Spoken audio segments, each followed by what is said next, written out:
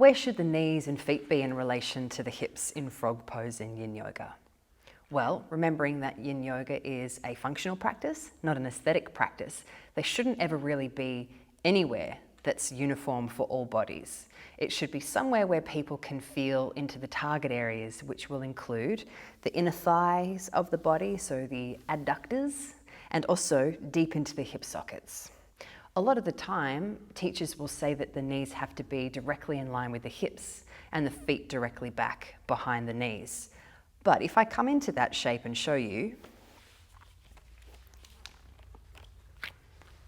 and I have my knees in line with my hips, I have my feet back behind my knees, this is going to place my femurs in the most compressed position they could be inside my hip sockets, which for some bodies might just be really painful and may not help them to feel into the adductor areas at all.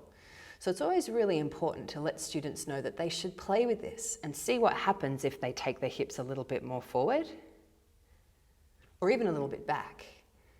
And where should the feet be? Well, it doesn't really matter so long as they're feeling into the target area. It might even mean that the feet are completely together and the hips sit quite far back, which is where I feel it in my body. So where should the feet and the hips and knees all be? Well, it depends. Where are you feeling it?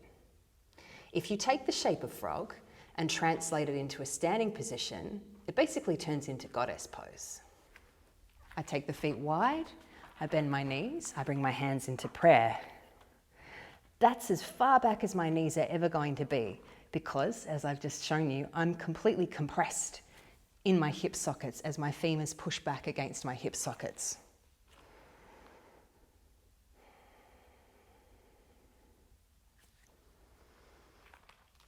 So it's always important to remember that everyone's bones are different, everyone's hip sockets are different, and where they're feeling it is going to be different in terms of where they end up placing their limbs in a yin yoga posture.